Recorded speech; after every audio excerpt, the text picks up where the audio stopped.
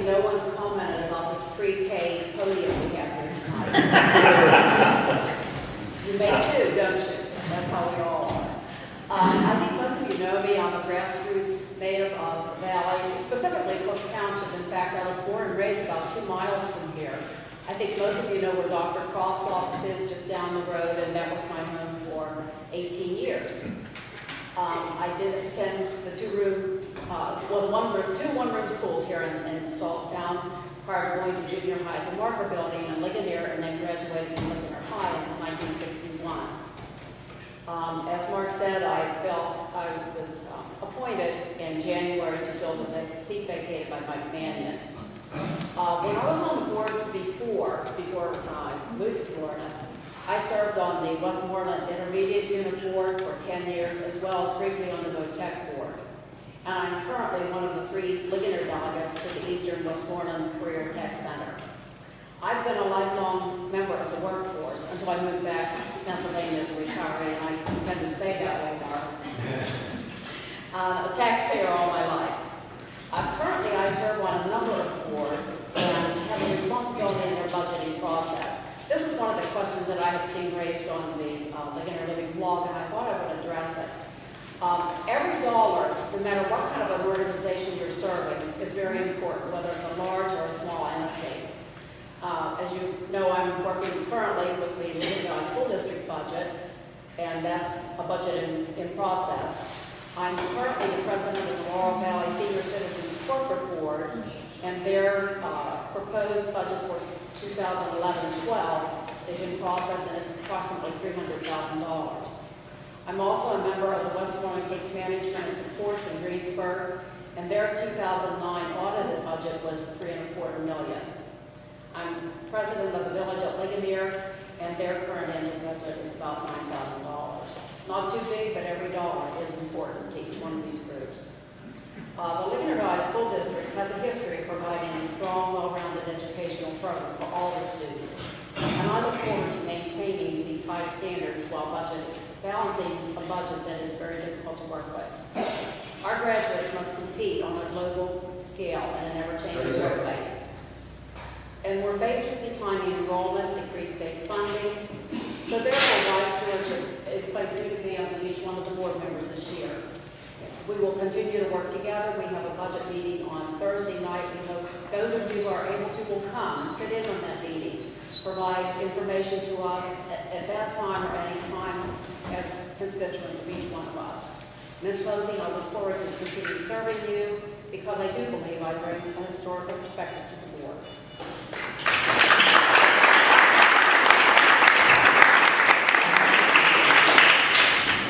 Ladies and gentlemen, it's my pleasure to present to you Mr. Ertan.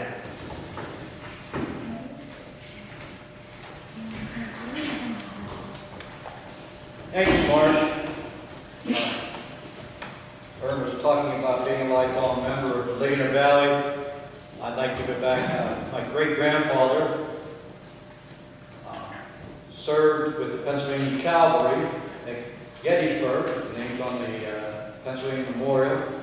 His brother also served in the Civil War, and so we've been residents here for well over 150 years.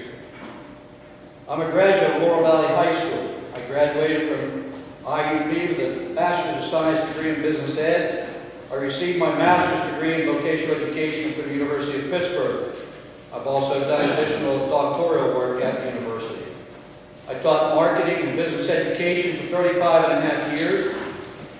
After retiring, I taught microeconomics, macroeconomics, and small business management on a part-time basis at the Westmoreland County Community College for 3 years. I have served as a trustee for the Westmoreland County Community College for 10 years, including the office as president of the board for 2 years.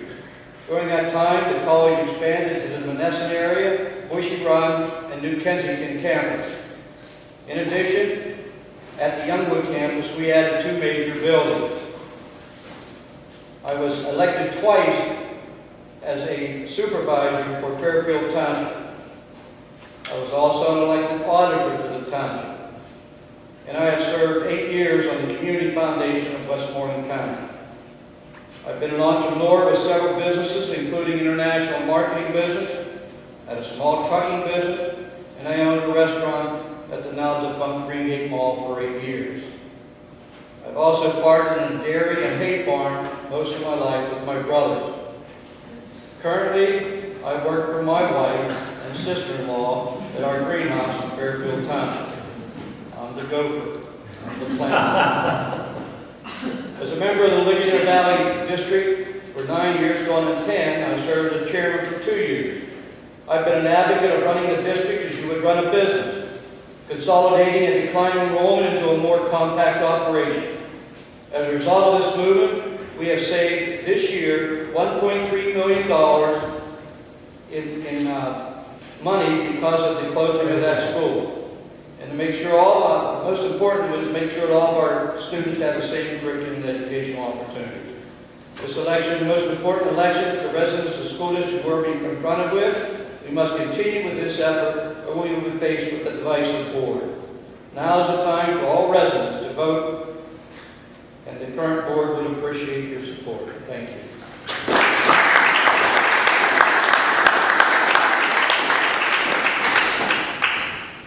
Ladies and gentlemen, the next part of our program will consist of a question and answer period. The questions have already been submitted, and I will read the question and hand the question to the candidates. We'll go in the same order.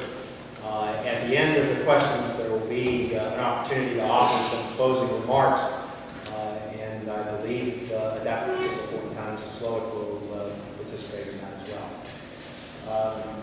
First,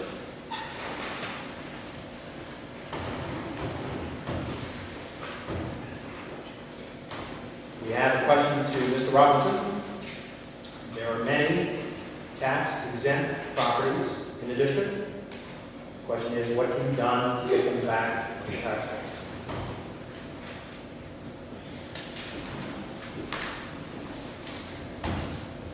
All districts are faced with this problem, cities, townships, municipalities, and we don't have a lot of ability to change a person's tax exempt status if they actually qualify.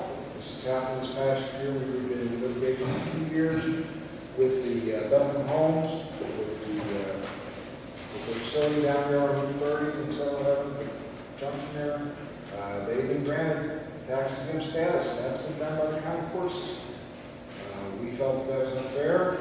We and the social borough of Ligonier have tried to have that looked at, and we were unsuccessful. And I think every organization will find itself unsuccessful as long as the current laws are the way they are. The only recourse we have, and we have had meetings with some tax-exempt people to contribute money in lieu of taxes. And this has been successful in City of Pittsburgh and some of the other areas where they have large educational institutions and people that actually use their services. We can't tax anybody if we're not going to by law to do so. So we are restricted. We have met.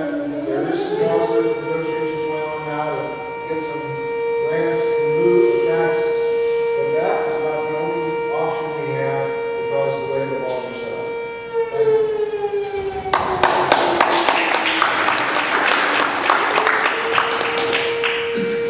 Bruce probably deserves a special commendation trying to give an answer.